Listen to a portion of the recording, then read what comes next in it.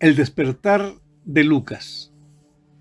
Lucas es un chiquillo tocado por la gracia de una suerte oscura. Me ha hurtado, me tomó con sus dedos temblorosos desde el pupitre de uno de sus compañeros llamado Tiago, de su anterior colegio, y según se han ido encadenando los sucesos, ahora me tiene a mí como su único anclaje a la cordura. Tal vez me use para engañar al destino en una prueba de biología, o tal vez solo sea el trofeo de metal que muestra a sus amigos para fingir una importancia que no siente. Durante semanas, Lucas me escondió de las miradas inquisidoras de los adultos en los rincones del Canberra Grammar School, ese internado de muros grises y disciplina de hierro al que fue desterrado. Lucas fue expulsado de su vida anterior y de esa escuela por ser un pésimo alumno, pero sobre todo por ese mal genio volcánico y una rebeldía que sus padres confundían con maldad, cuando no era más que un grito de auxilio. Para el mundo de Lucas, él era un caso perdido. Un joven de 14 años con comportamiento casi autista, encerrado en un silencio que solo rompía conmigo. Me convertí en su confidente, en su punto de apoyo. Cada paso que daba, cada mentira que tejía para sobrevivir, me la consultaba en el secreto de la noche de su habitación. Vengo de un laboratorio gélido y desde que inicié mi periplo he caminado por una selva de adultos con mentes atrofiadas, hombres y mujeres que arrastran vidas sin aclarar y desequilibrios que ocupan cada rincón de sus almas. Y ahora soy la parte vital en la vida de un adolescente. Un tema delicado como caminar sobre hojas de afeitar. De adultos puedo hablar por décadas. Sé que su siguiente paso es siempre una traición, pero Lucas es distinto. Él no tiene maldad, tiene hambre de ser alguien. Hoy el aire en el colegio se siente eléctrico. Lucas es un estudiante mediocre, pero cuando se calza las zapatillas de clavo se transforma. En la pista de ceniza su cuerpo es un poema de fuerza y velocidad. Escucha bien, Harrison Miller, le dice su entrenador, el señor Alistair Vance, un hombre de piel curtida y voz de grava. Si sigues así, los Queensland Regional School Sports serán solo el inicio.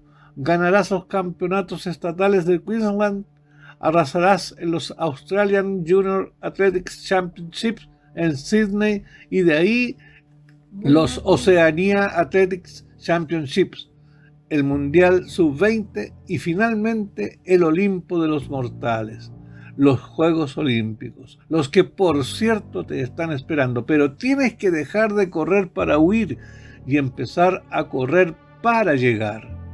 Estas palabras fueron un bálsamo para su alma herida. Antes de esto, Lucas me confesó con una voz que era apenas un hilo de vida, que había pensado en suicidarse. Así nada más, me dijo, como si la muerte fuera el único lugar donde no le pedirían calificaciones. Al sentir su dolor, mis entrañas de iridio vibraron.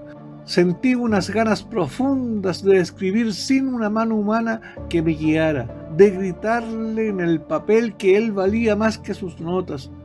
Querer es poder. Lucas, movido por esa conexión invisible, me tomó con una fuerza nueva, destapó mi vigorosa pluma y con el corazón en la punta de los dedos escribió sobre el diario. Querido diario, con la ayuda de mi inseparable pluma Senator Germany, hoy decido vivir. Seré un deportista, cueste lo que cueste. Es mi única salida de este infierno.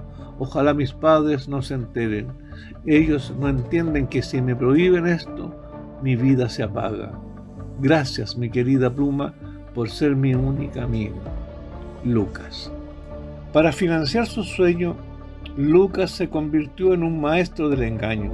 Aprendió a falsificar la firma de su padre, el prestigioso y frío abogado Arthur Harrison Miller, y de su madre, la doctora Elizabeth Montgomery, una cirujana que sabía salvar corazones ajenos, pero no el de su propio hijo. Con esas firmas falsas, Lucas ganó las competencias del Gold Coast y los circuitos de Ipswich, acumulando medallas que escondía bajo su cama. En el año 2010, finalmente llegó el día del gran salto.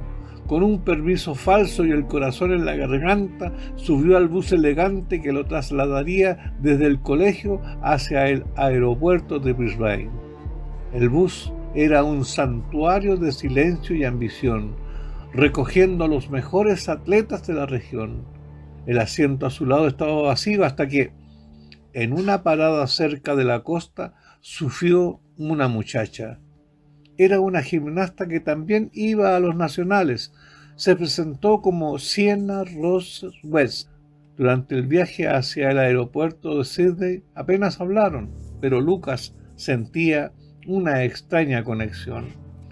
Al aterrizar en Sydney, la comitiva se dirigió al Pullman Sydney Olympic Park, ubicado en Heath Elliott Haven, un hotel imponente rodeado de estadios que parecían colosos de concreto. En el lobby, antes de separarse hacia sus respectivas habitaciones, ocurrió un breve momento. Sienna se acercó a Lucas y se despidió dándole un beso en la mejilla. Lucas se quedó petrificado en medio del vestíbulo.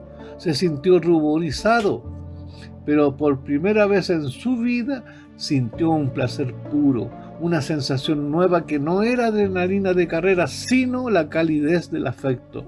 Esa noche, en el Pullman, Lucas no pudo dormir. Se convirtió en el rey del onanismo relámpago. Con los sentidos disparados, me tomó de nuevo, y esta vez la tinta no fluyó por deber, sino por amor.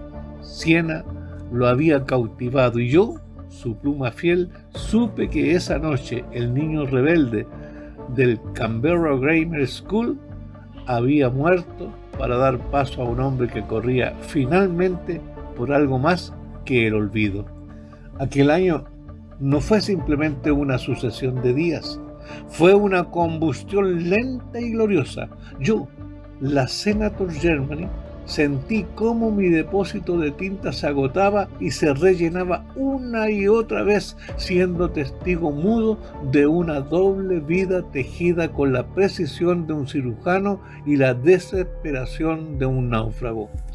Lucas vivió 365 días de un vértigo embriagador, un año donde sus piernas volaban sobre el tartán y su mano, guiada por mi plumín de iridio, trazaba mentiras perfectas.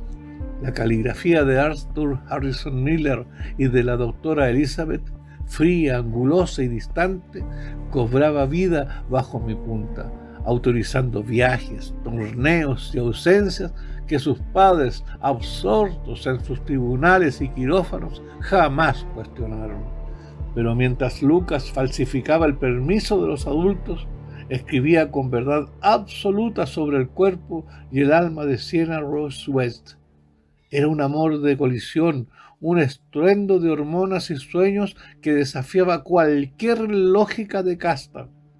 Lucas, el heredero de un linaje de seda y mármol en las zonas nobles de Canberra, se había perdido en los ojos de la hija de la otra Australia. Sienna no venía de los salones alfombrados, sino del polvo y el esfuerzo honesto. Su padre, el señor Patrick James West, era un hombre de manos agrietadas y espalda curtida que se ganaba el sustento como recolector de residuos en Cleanaway Waste Management, recorriendo las calles de la ciudad antes de que el sol se atreviera a salir.